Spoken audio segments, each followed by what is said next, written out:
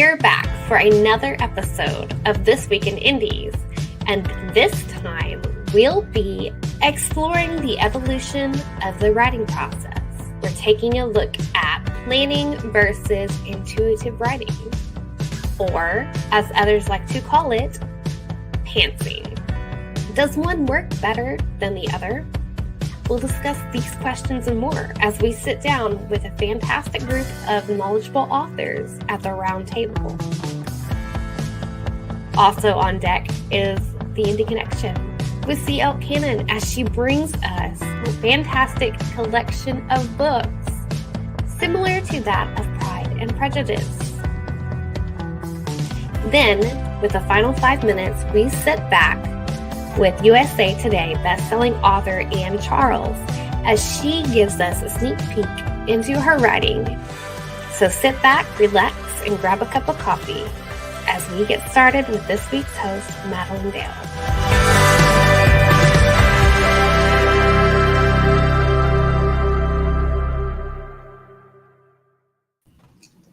Hello, everyone, and welcome to this week's show. I am very excited to be hosting this week. Huge shout out to Joe for letting me take over and do this. We have a great topic to discuss today, planning versus pantsing. And you guys, I have never looked into this topic in depth until recently, and I kind of feel like I'm more on the planning side now. But before we get too into the topic, I'm Madilynn Dale. I am a multi-genre author, and I'm going to bring up our awesome group of authors. Hey, guys. So we're going to go around the table, and I'm going to let you guys do an introduction, introduce yourself, tell us a little bit about you. We're going to start with Miss Ann. Oh, boy. I'm Ann Charles, and I write multi-genre fiction. I've been published since 2011, and have over 30 books out there with 5 different series. So I keep busy trying to keep track of the different series. And I'm looking forward to talking about plotting versus pantsing or plunging, as one of the articles said today. It's good to have you here. Thanks. Hey, everybody.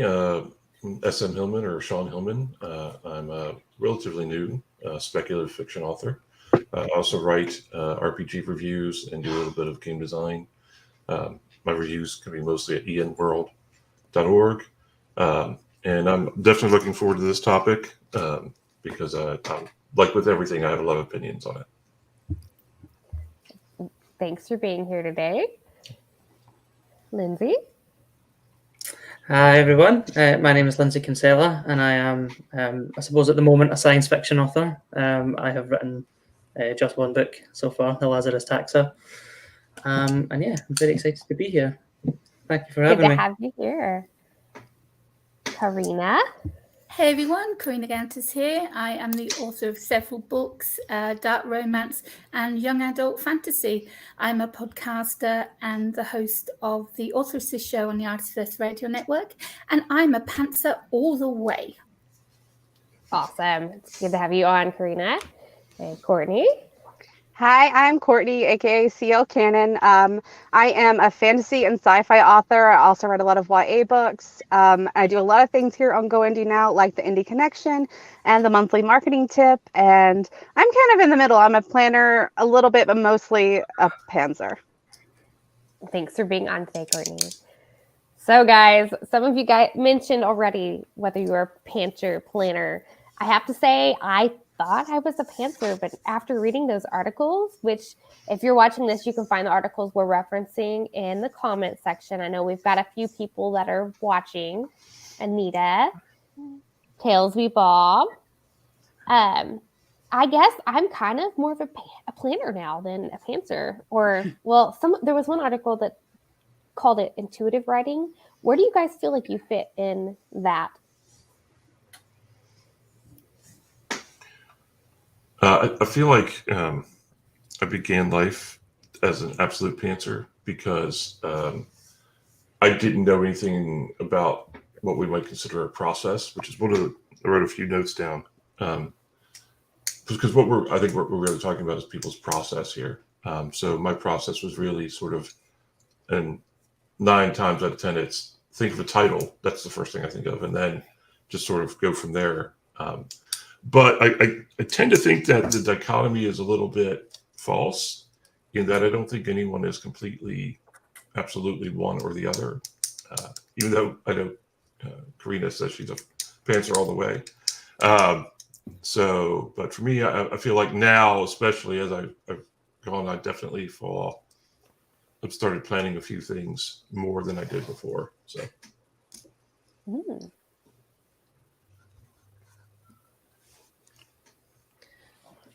I think I broadly followed a similar evolution in terms of my process to Sean there. I think that I certainly, I mean, my so far my only release book, The Lazarus Taxa, I didn't start that out with any real knowledge of where it was going to go. I didn't plan that out at all. But I think purely for practical reasons, for my current work in progress, I've planned it out a lot more meticulously, and it seems to me that it takes about half the time to write a book if you plan it out properly. But I think you do run the risk of it coming across to the readers a little bit rigid. So I haven't fully planned. I think it's a sort of halfway house at the moment. But I think that's probably broadly true for most people. I don't think anyone has a complete 100% picture in their head of what the finished book is going to look like. Yeah. I have the story, the start, middle, and end in my head. I have a title, I have the characters. Whether it ends up the way it first started is another matter. But I've been writing since over 27 years now, and all of my books, I've got 14 out at the moment, all of them are done through pantsing, as we call it. Writing down ideas and scenes and everything on pen and paper the old-fashioned way before typing it up on the computer. Writing, I mean, what do I plot? I don't plot anything. Maybe it's the spelling of a character's name, just so I don't do it wrong later on in the book. That's about it. There's no chapter plotting. There's no outline for me. It's in there, and I just write. And when I'm in the zone, my fingers just glide over the keyboard, and the story writes itself. And I've been doing that for 27 years. I don't think I'm going to change or do any more plotting with my new books. It's just the style and the kind of writing I do. So I've tried in the past. I tried being more detailed and doing the whole, a more detailed plot outline. And what I found is when I hit about the first turning point of the outline, I go off whichever way my brain wants to go. So I'm a real in the middle. I kind of need a skeleton to say, okay, we have this. You can write this story now. But then it's more of just like making me feel like I have the confidence to tell the story that I'm going to tell. And then I let, kind of the pantser take over. However, I do scene by scene on paper with pencil, pen, where I do goal, conflict, disaster, and then I'll do a sequel, reaction, dilemma, decision, and the next goal. I will do that chapter by chapter as I go at a high level, just to give me direction for each chapter as I go along. So I've always found I'm right in the middle. I need some structure, but not too much, because, as I said, I go way off course. And I like to let myself do that, because I think that's where the fun stuff comes. Exactly. Mm-hmm. I am I don't have a skeleton like Anne, but I'm more of like remember when we were in school and they would make us do mind maps, and you just have one idea and you kind of sprout out from that.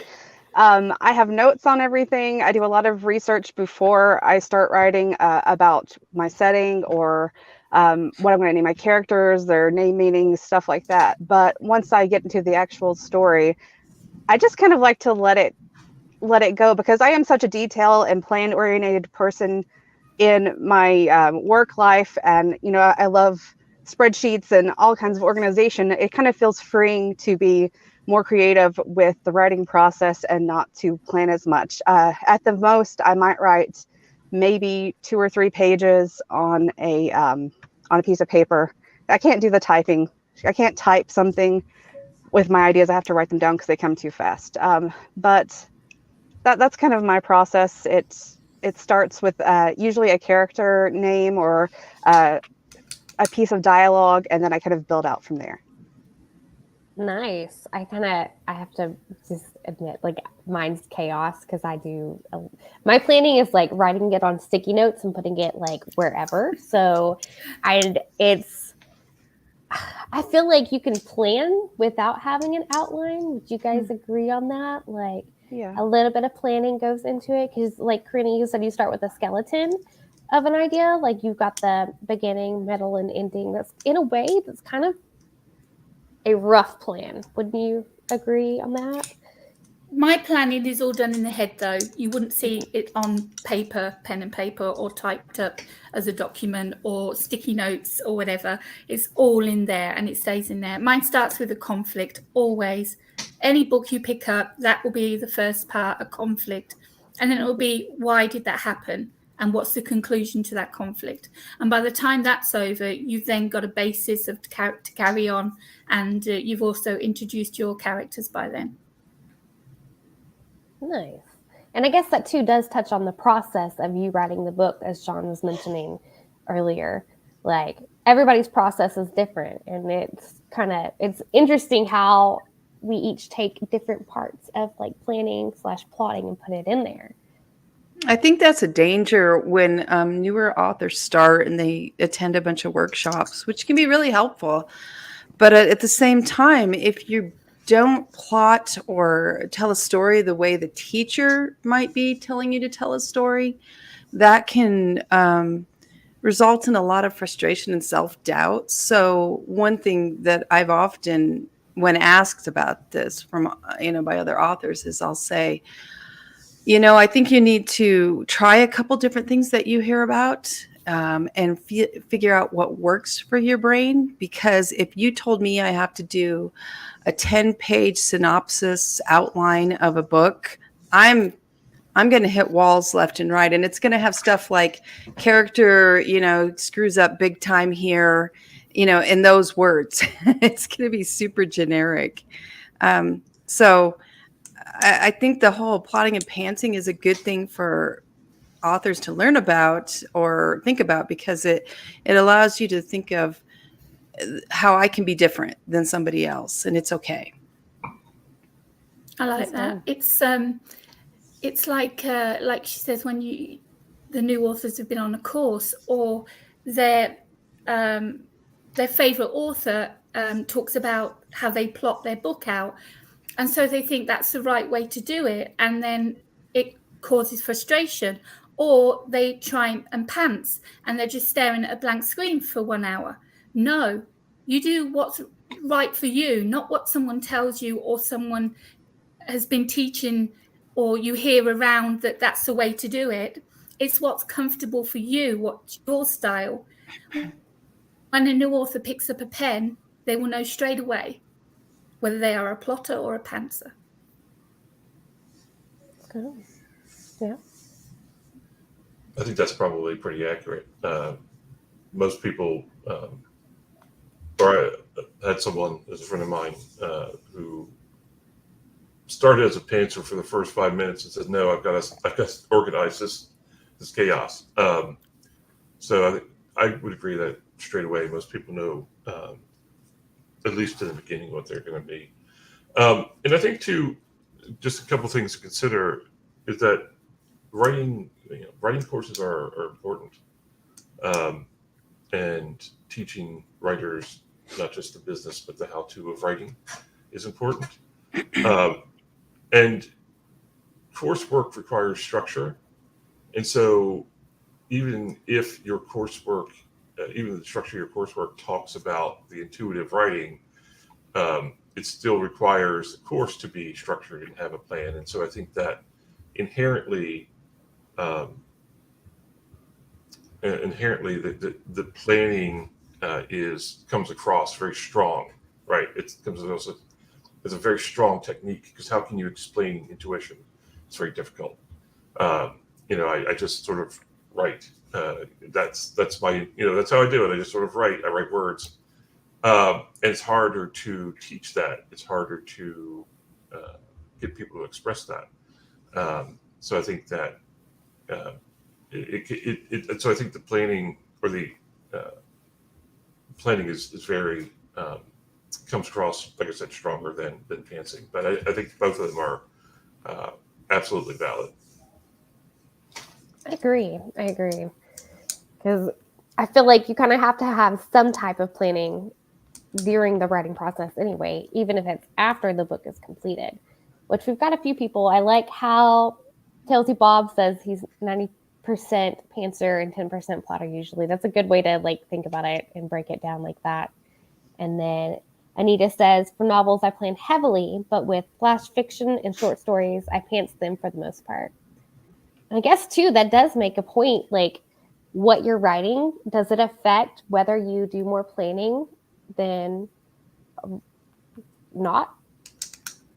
I think what you're writing, excuse me, can have more, the more research you might need to do can play a big part in that planning. For example, if you're writing something contemporary and it's more just, some dialogue, and you're not really digging into anything historical or anything where you need to know facts about what you're writing so that you don't, kind of screw up the time period, then you don't need to spend as much time planning and studying and getting all that exactly right. But if you're doing a detailed historical, mixing it with fantasy or whatever, then you're going to use an actual time period that happened here on Earth.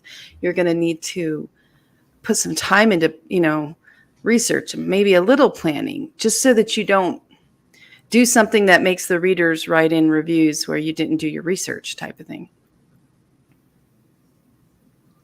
That is an interesting perspective, how the readers would pick it up too, Oh, they're so smart. Readers are so smart. They will, especially if they like a particular genre, historical, romance, Westerns. They know the guns, they know the clothing, they know so many things and what was there at that time period and not. And they'll let you know whether, if you're lucky, they'll let you know privately, or they'll let you know in a review. So one way or the other, they'll tell you. So I always try to think of my readers are so smart. I have to keep, up my game to be at their level. Mm-hmm. Yeah, they find all the inconsistencies in the books, and not many do actually contact you privately. Unfortunately, they'll put it in a review. They'll let you know. But if you don't want those inconsistencies, then definitely write it down. Write those notes down. How what motorbike they're driving, so you don't get them mixed up with another character. The surname, how is it spelt? Maybe the personality, or even the appearance of a character. Some people go so into plotting, it just blows my mind.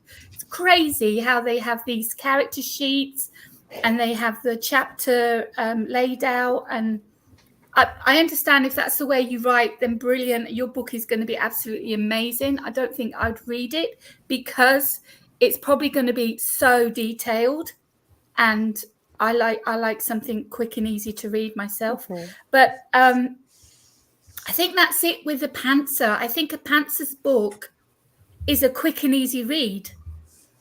And I think someone who's plotted it out is one of those writers that's so creative, so detailed. There are readers out there that just eat that up.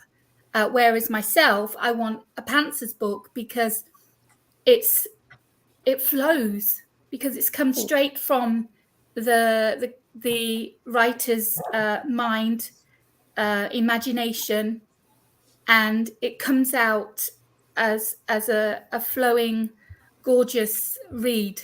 That's what I think, anyway. I think that's an interesting concept in there, because I think we tend to talk about the difference between plotting and pantsing in terms of the process and how easy it is for us to write it. But I don't think we tend to think very often about how it affects the actual final product. can the reader pick up a book and tell, you know, where on that spectrum of plotting that the author lies? I'm not sure if they can, but I've only just now given it any thought, so maybe they can. Agree. I've never put a thought into that either. I think one spot where and I think the shorter the work, the more pantsing. Like I can't see plotting out flash fiction of 100 words or 1,000 words or short story, because, and reason for that I think probably gets back to what Lindsay and Karina are saying is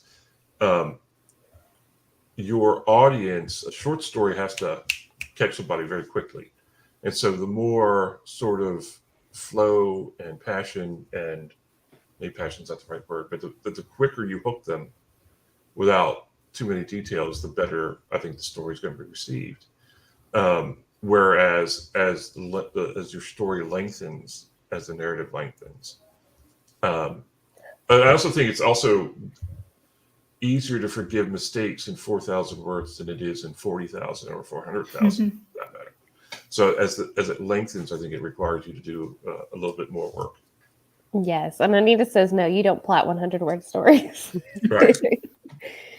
And I feel like we almost need to break it down into like another category, like an outlining category where there's the outliners, the planners, and then like the pantsers. Because I feel like those that have the actual outline, it's like this in-depth thing versus like planning, you're researching and just putting ideas down, may not be organized, but it's still like, you know. Anybody get thoughts on that? I think there are different types of planning as well, and it depends on what we mean by that. Because I've always thought of planning as being very much of plotting the actual plot line, the sequence of events, so that when you begin writing, you already know where it's going to go, and you can set things up for events which will happen later. But there is also a plan. I mean, we've mentioned sort of research. There's sort of character development. Have you already decided your character's kind of development curve, or does that kind of stem from the plot line naturally as you write it? So I think there are lots of different aspects that you can plot, and I don't think that someone who calls himself a plotter necessarily plots all of those. I know myself. I mean, my current work in progress, I've mentioned that I've kind of went more towards plotting, but that's been very much in terms of plotline, and then character developments kind of come more organically. So I've kind of almost pants aspects of it. So yeah, it's probably interesting to know where other authors land on those kind of multiple spectrums now. Yeah, I think, and so I write series, and one series is on. I'm getting ready to start book 13, and these are not individual book standalones. Say Agatha Christie, where you have a mystery and then it wraps up, and yes, Agatha, or not Agatha Christie. The same characters are in the next novel, but it's not like in a timeline type of thing.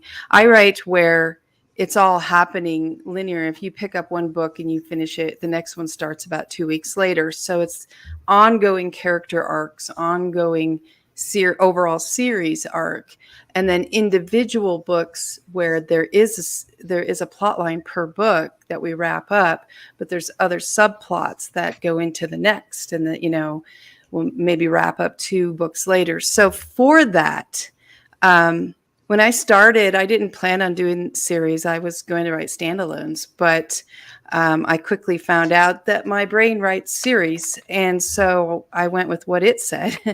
But I do have to keep significant details on plot lines, character arcs, all that kind of stuff, way more than my right brain wants to keep track of.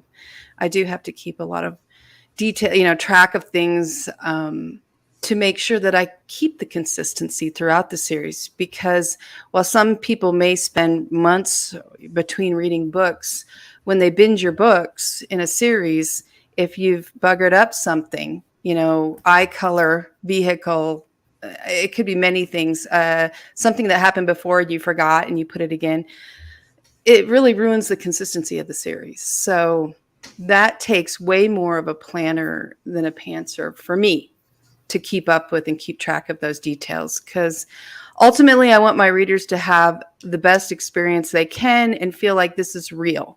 In the fiction world, it's a real world. People's lives are still going on. Your sister in real life doesn't suddenly have a new husband that you don't know about. It has to be all kept track of so that the reader goes, oh yeah, I'm totally in this world and this is real in my head. So I don't know if that's kind of off, but Lindsay, what you said made me think about, there is, if depending on what you're doing, maybe the level of plotting you might have to do, or planning, I guess, could change. I agree with people that write series. I don't think they could pants it. If they're standalones, fine, but a series, no, you have to plot. Well, not plot. You have to write down these details, like Anne said, because the readers know from one book to another where you've made that mistake, and you don't want to make that mistake. So You need to keep a record of these names or things that happen, because they might come up in the next book. So I think for writers of a book series, I think most of them would have to be plotters or planned some way. There's no way that there'd be a pantser. And another aspect, or kind of writing, is collaborative. I just started on a collaboration with someone, and it never occurred to me that we would be like, hey, let's just shoot back and forth. I mean, there was that, right? When we're talking about it, we were throwing ideas back and forth, but then we would settle an idea. We've got an extensive plot for the series. And I realized while we were doing it that I had to, I don't know, take more seriously, but be better at having those details, because these are not just, these have to be communicated to a collaborator first. And so they have to be accurate for that person, your other author, before the audience even sees anything. So collaboration, I think, absolutely requires more planning and more structure in the process. Yeah, that was something I hadn't even considered, was the collaboration between like you and another author. That would be pretty challenging, I think, to pants for sure. So I did a collaboration. We got onto Zoom. We chatted for about 2 hours, and the first book was done. We wrote down the main topics of what we were doing, and then we gave each other a chapter. She wrote hers, I wrote mine. We swapped over. We checked, edited, and got rid of stuff or added stuff on. And we worked like that through the whole book. I mean, we're on the second book now. It's going to be a 3-book series. There's no plotting or planning, because we just, if there's something in the next book that we have to use that was in the first book, we just go back to the first book and find it. But the collaboration was done through pantsing on Zoom. We were just brainstorming. The ideas were flowing, and we just like, right, let's just run with it. Let's go for it. And it worked. Was it for just like a standalone, or did you guys turn it into a series? Well, it's going to be a trilogy. We've done book 2. We've done the first draft of book 2, and it will be a trilogy. And it's the second book went the same way. 1 hour on Zoom. We've got it done. Courtney, do you have any thoughts on any of this? Like I said, I'm a pantser mostly, and I don't really have a plan. I'm so much of a control freak. I can't collaborate. So I do agree that you would have to be very detailed to do things like that. And it's not the same as, writing down some notes for yourself, and you go back to it sometimes and you're like, what did I even mean there? So you definitely need to be detailed when you are writing stuff down. But as far as the planning aspect, that's basically all I do is write little notes on napkins and on little notebooks, and receipt paper. So it's very unorganized, but somehow it all makes sense in my head. It's like organized chaos. I get Yeah. that 100%. So I feel like that's what your brain does once you like enter like mom mode. It's like organized chaos is like all Yeah. you can do with anything. You're already keeping up with everybody's stuff. And I also have ADHD, so it's just like all over the place. Yes, I relate 100%.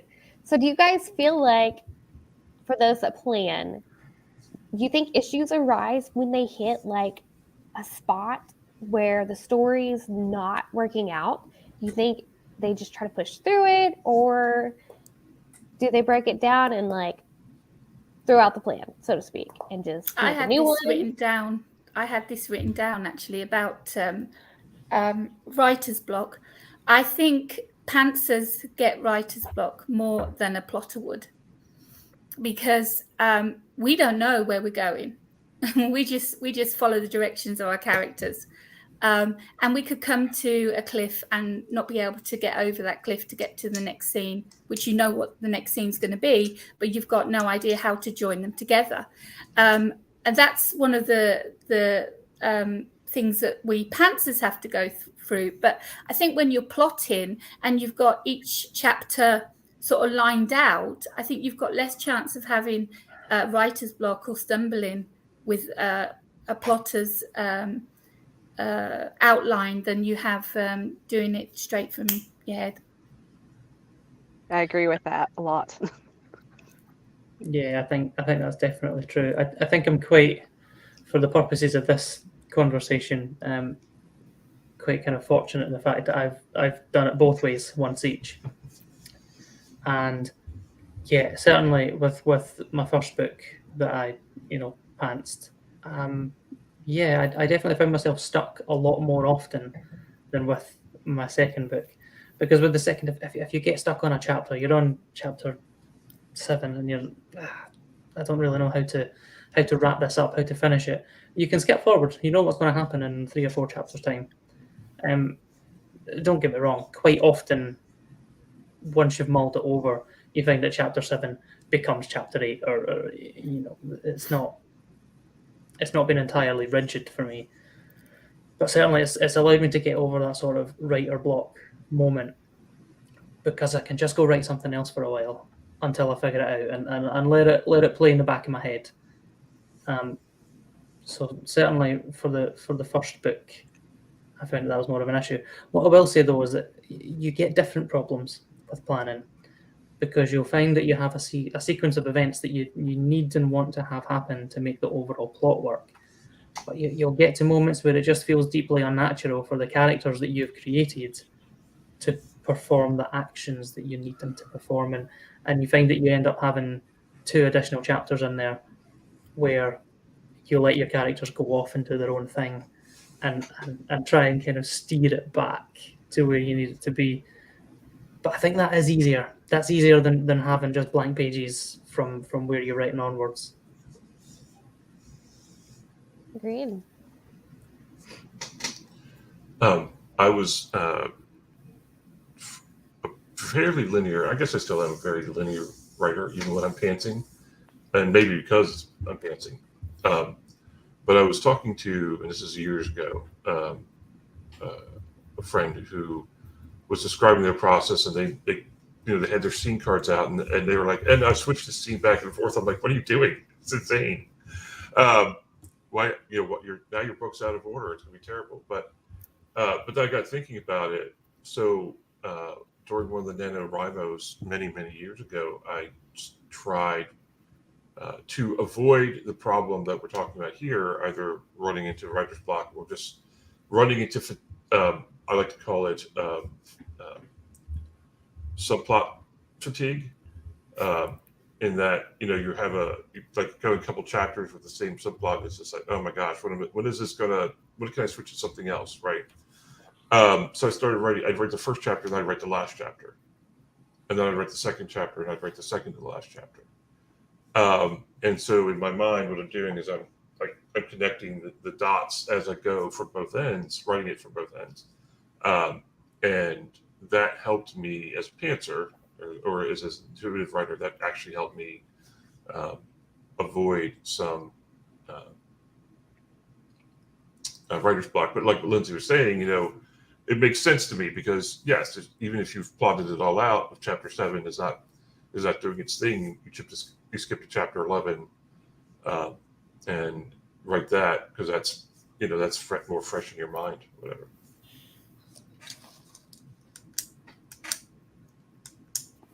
Yeah. I mean, yeah. Anybody else got anything to add on that?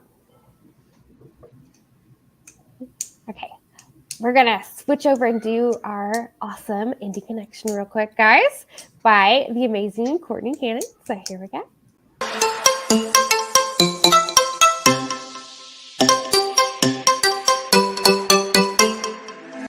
Hey guys, C.L. Cannon here from Fiction Atlas Press, bringing you another Indie Connection. Today I'd like to tell you about some indie books that you might enjoy if you're a fan of Pride and Prejudice by Jane Austen. The first book I have for you is called Reputation, An Easy Thing to Lose by E.M. Stormsmith. What if Mr. Bennet died in a duel with Wickham after Lydia eloped, just as Mrs. Bennet feared? Would Elizabeth and Darcy still find their happily ever after if the Bennet women lost their reputation and their home? Nearly 4 months ago, Elizabeth Bennet hotly rejected Fitzwilliam Darcy's marriage proposal. Now she wonders if that was the biggest mistake of her life. Orphaned and living with her aunt and uncle Garnier in London, Elizabeth is determined to take a position as a governess or companion. Darcy could never renew his attentions to her after her family's disgrace, which is a shame because she just may be in love with him. Fitzwilliam Darcy would do anything for Elizabeth. As soon as he learned of Lydia Bennet's elopement, he rushed to London to try to put everything to rights. But his journey was fruitless. Mr. Bennet died of his wounds before Darcy could bring a doctor. Now he must convince Elizabeth to forgive him and marry him before she is beyond his reach forever. When an illegitimate child makes Lydia's shame complete, Elizabeth and Darcy are left to try to salvage what is left of their reputations and relationship. The second book I have for you is called Power and Prestige by Sarah L. Mcconkey. It is a truth universally acknowledged that a mage in possession of a vast fortune and refined magical abilities must be in want of a wife. Yet High Mage Darkwood of Pemberley has no intention of marriage upon his arrival at Netherfield, especially not to the lowly Miss Cassia Renton. Accustomed to always getting his way, frustration reigns when his magical power against Cassia has no effect. Cassia Renton puts little stake in inherited magical abilities until she travels to Rousings Park, and everything changes. Perhaps it is the very land she stands on, or it is the proximity to the awful High Mage Darkwood that brings out something in her. When Cassia's family falls to ruin and she's confronted with the scariest opposition of her life, will Cassia abandon what she's always believed and summon her power within? And if she does, who will stand by her in the end? The third book I have for you is called Darcy by Any Other Name by Laura Heil. This one in particular I think is going to be great. It reminds me so much of some fan fictions that I've read before. Here is the blurb. Freaky Friday meets Pride and Prejudice in the sweet romance that has readers laughing in surprise and delight. For most, this is a glorious evening of music and dancing, but out in the garden, 2 men are arguing, while a ferocious rainstorm swirls around. Then the unthinkable happens. A lightning bolt from heaven strikes. In that instant, everything changes. Jane Austen's heartthrob hero becomes the bumbling Reverend Collins, and Collins wakes up to discover that he is master of Pemberley. Shorn of his fortune, his social standing, and his good looks, Mr. Darcy is trapped in Mr. Collins's body. Could there be anything worse? But the inner man is still Darcy. He is in love with Elizabeth Bennet, and now he is living in her house. Like I said, that one's going to be so much fun. The last book I have for you is Pride and All This Prejudice by Alex A. King. There are no truths universally acknowledged. We're people. People. We can't agree on anything. Elisa Barros. After 3 years studying overseas, Elisa Barros is coming home to the most predictable place on earth, where change is a foreign word and her future is carved in marble. But when a wealthy stranger inherits a house in the tiny village of Merrington, Greece, dragging the surliest man on the planet along with him. All the predictability she used to rely on is shot to pieces. Marcos Delis is a judgmental, rude, and Byronic store mannequin of a man who hates the family she adores. The only thing he and Elisa have in common is a mutual loathing. It's a perfect two-way street. Or so Elisa believes, until Marcos flings his true feelings in her face, leaving her to question how well she knows the arrogant man, and how well she knows herself. Okay, that's all for me this week. I'll see you next week on the Indie Connection. Bye!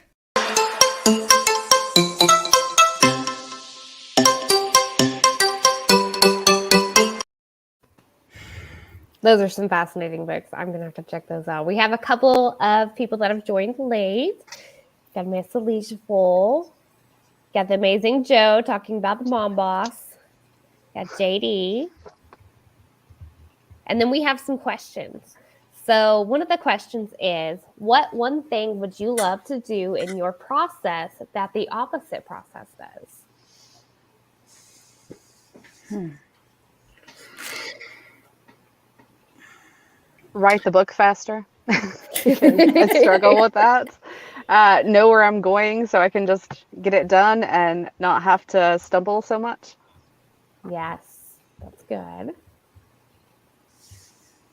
I don't know. I ride the middle. I long ago I did a workshop with another author on plotter versus pantser, and we would go around, talking to both sides and get takes from the audience on where they fall. And one thing I learned in the process of that workshop was that I'm in the middle. I plot some things and I pant some things, and maybe that's what I'm doing is taking from each side what I like the best and putting it together to make this. What would that be called? A plantser? A plot. I can't do it. I can't. It's too early in the morning here on a Sunday for me to mix those words well. But anyway, I think I do that. I've made this, monster of what it takes to write my books for my brain.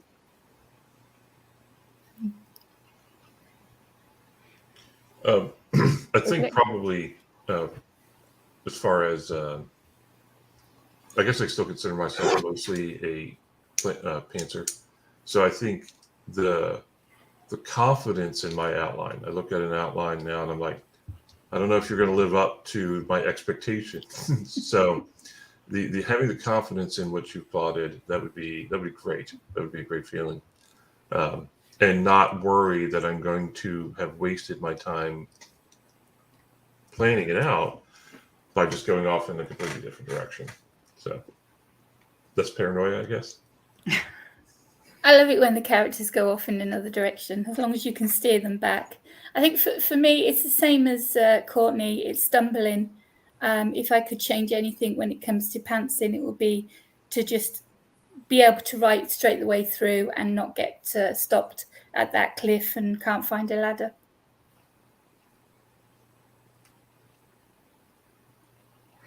I think that's a tricky one for me to answer, really, because I've not really decided which camp I'm in yet. I've written 2 books and I've done one each way, and I don't really know which one is better at the moment. I think at the moment I feel like plotting is the better process from a logistical point of view. It's easier for me to write that way. But there's a little niggle in the back of my mind that says, what if the final product suffers for it? So we'll wait until the second book is out there and released and see if anyone hates it. And then I'll decide. Yes. And then we've got a couple extra comments. Courtney's back in the car. Yay. Yes. Back in my own stopping ground. Well, could be steered back or they might find the way. And then we have another question. JD, has anyone completely shifted from pantsing to planning permanently or for a project or two? Never.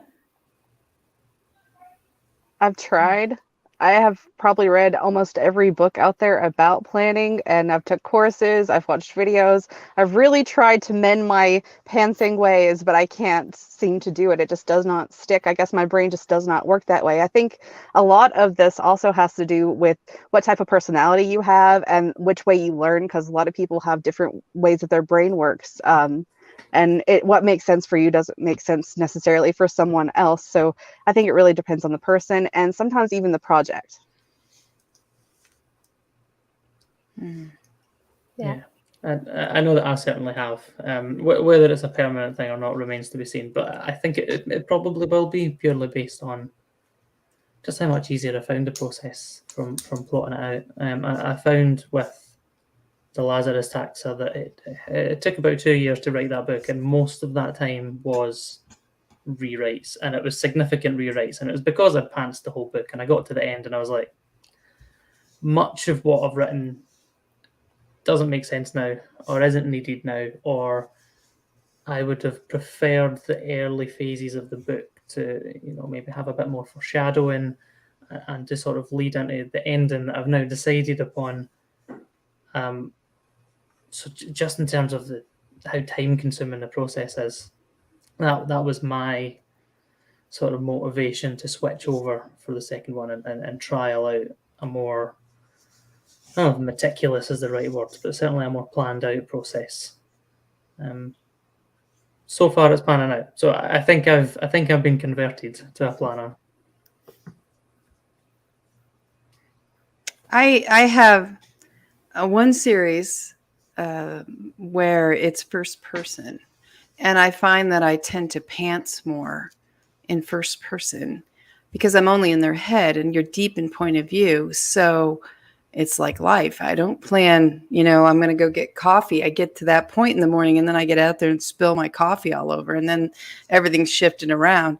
Whereas when I'm in third person stories, and the last one I wrote, I had 5 different point of views. So I tended to do more planning on that because I was interweaving subplots throughout with a goal at the end on how to bring it all around.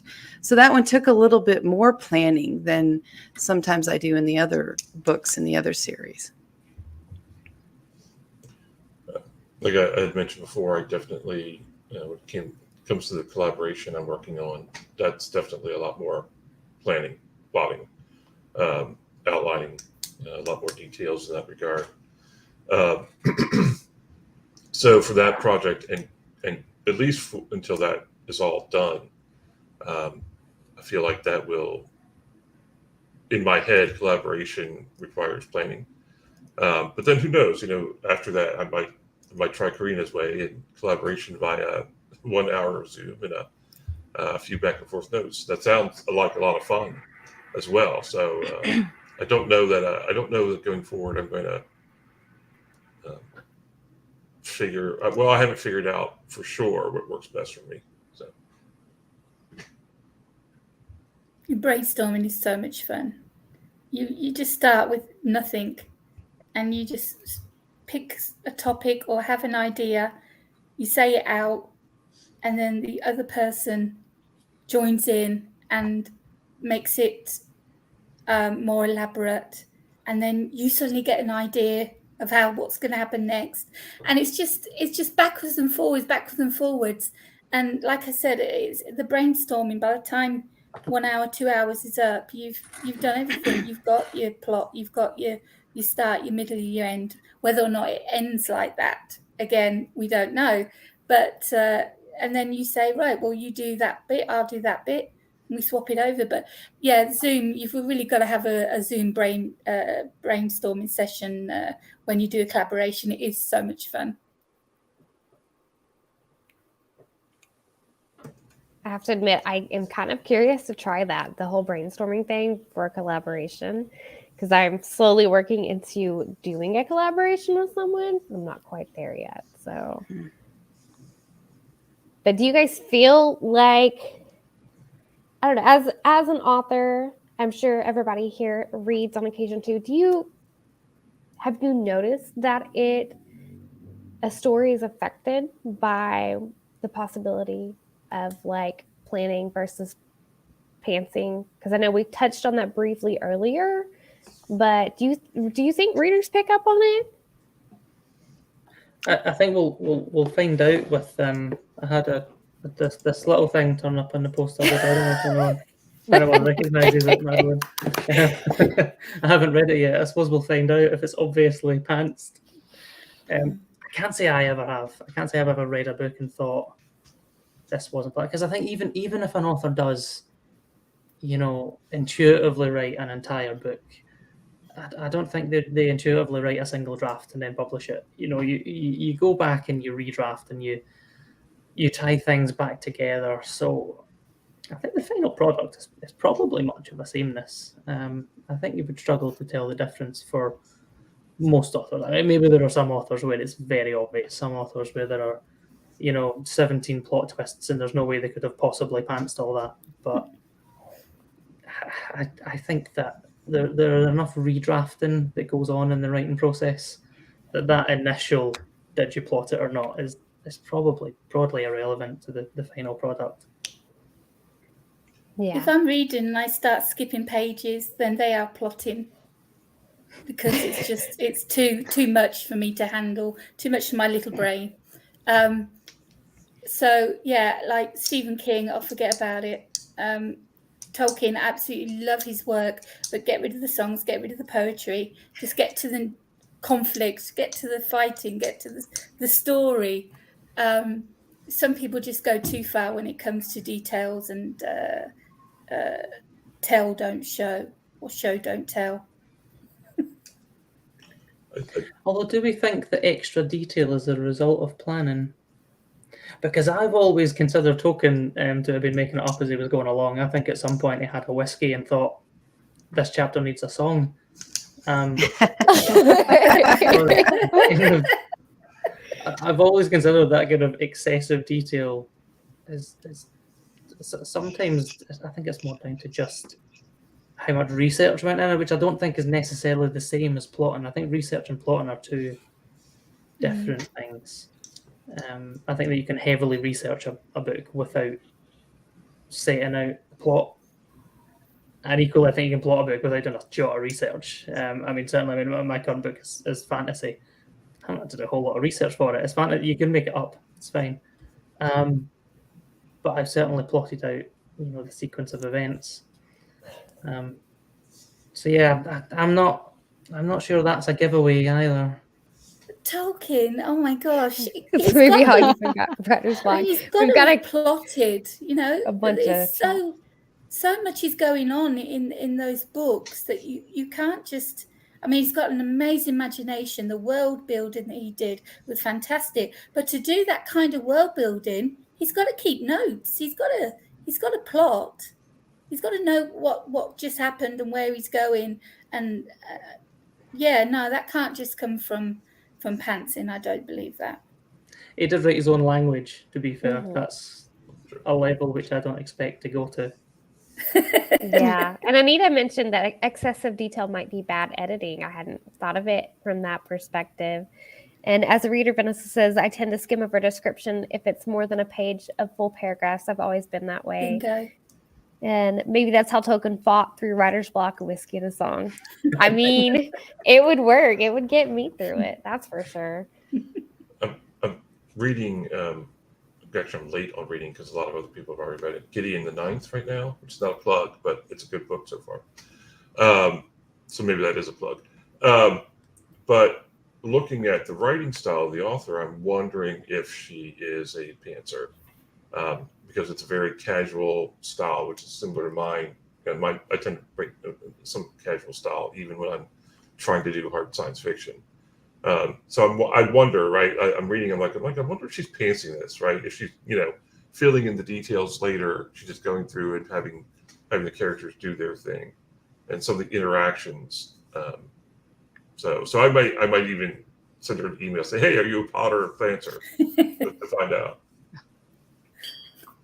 That's an interesting way. We've got some more comments. Joe says he was more than a plotter. He was an obsessive, crazy man, talking about Tolkien. So then, it could be me too. I mean, you could have. True. That is mean booze and tunes. Yeah, I can't see Tolkien as a pantser.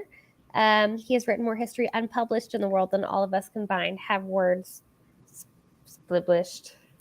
That's a new word, Joe. Instead of an 80s montage while trying on clothes, Hobbit lore and mead and ale to get that ghouls. Sorry. Well, we have to. I think it's interesting to remember too that Tolkien comes from a heavily influenced epic poetry. Beowulf, the Kalevala.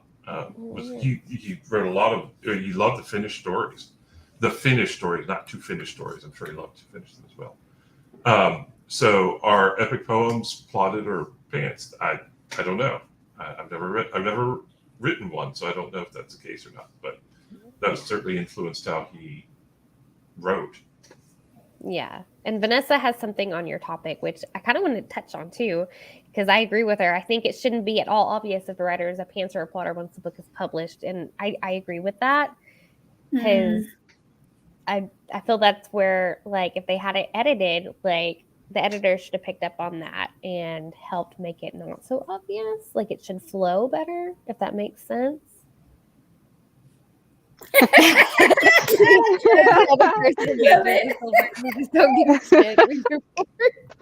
I mean, yes. So yeah, it fits.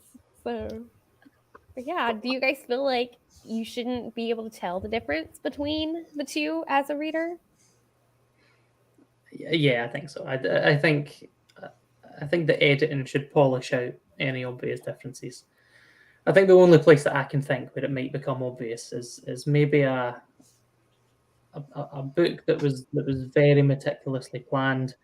You might find that the characters begin to lack a little of agency. You might find that characters just do things to make the plot work. But Yeah.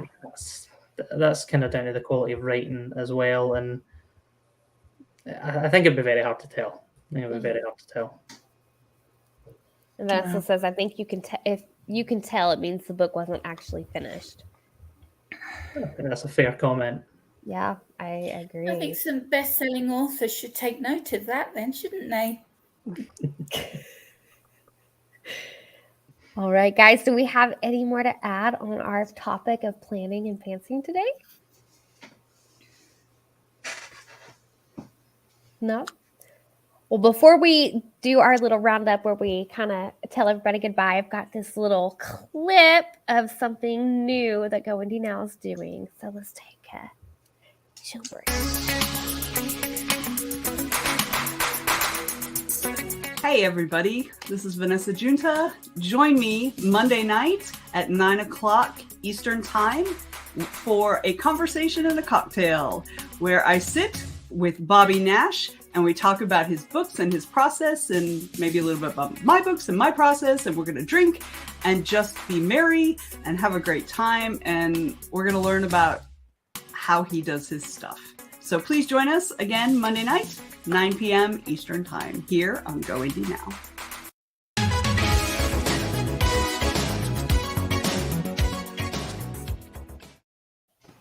I'm really excited to see how that goes. But before we go to the last 5 minutes, which will be with the amazing Ann Charles today, guys, let's find out where everybody can find everybody's books, work, and follow them on social media. So, Courtney, we're going to start with you. You can find me at clcannon.net. I am CL Cannon author, or on Instagram, I'm CL_Cannon. I'm pretty much CL Cannon author everywhere. I'm all over social media except for Snapchat, which everybody knows at this point if they've watched the show. Then you can find me on fictionatlas.com. I've got a lot of anthologies over there. Most of them are for charity. They're all fantasy and sci-fi, and there's a lot of talented authors published in there. So I hope you guys will check that out, and I'll see you on the next Indie Connection. Sweet. Karina? Well, you can find me on Linktree, right down there at the bottom. Bing. Okay, and all my links to all my books, all my social media, all my online presence is on that one page. I'm also the graphic designer for GoIndieNow, so when you see those nice logos and nice designs for the programs, that was me.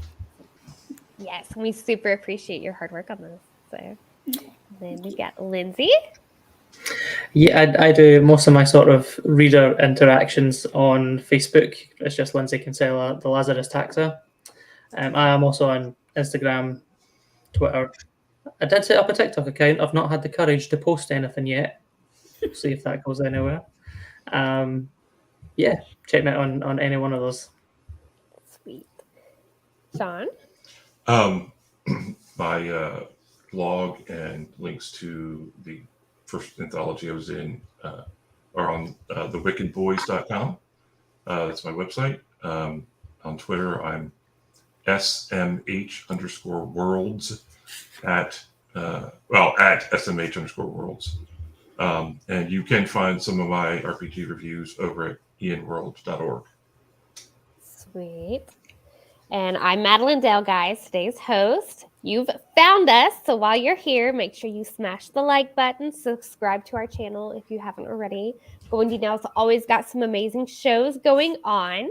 And for me, you can find all of my work at my website, which is at this right here. I got to light it up, not on my usual camera. But now we are going to turn it over to Miss Ann Charles as she takes over for the last 5 minutes and gives us a sneak peek into her world. Ann Charles, you can find me at anncharles.com. There's no E in Ann for me. I'm going to read from 2 books, and they're just short little readings because I wanted to just mix it up for something different. The first one is Twisty, Tortoise, Tussles. I always have trouble doing this. It's mixed genre, mystery, humor, suspense, some romance.